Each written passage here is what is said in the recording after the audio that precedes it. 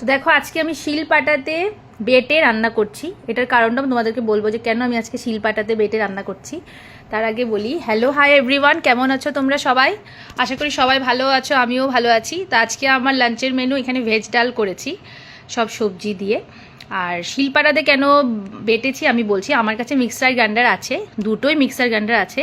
আর এই যে দেখো শিলপাটাতে আমি এইটা বেটেছি, এখানে আছে কাজু বাদাম, পোস্ত, কাঁচা লঙ্কা, শিলপাটাতে বাটছিলাম। তো ওইটাই বলছিলাম যে মিক্সার গ্রাইন্ডার আমার কাছে আছে, যেহেতু আজকে শনিবার ভেজ, মিক্সার গ্রাইন্ডারগুলো আমিষ করা, এখানে আমি বাটতে পারবো না, এই জন্য আজকে শিলপাটাতে বেটে আমি রান্নাটা করলাম। নিরামিষ একদম ভেন্ডি চচ্চড়ি আমি একটু সিম্পলও করতে পারতাম, কিন্তু যেহেতু ভেজে মানে একটু স্পেশালভাবে করতে লাগবে, এই জন্য আজকে এখানে কাজু বাদাম, পোস্ত বাটা দিয়ে ভেন্ডি চচ্চড়িটা করেছি।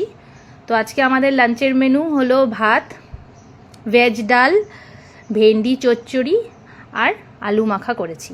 তো এটি আজকে আমার লাঞ্চের মেনু।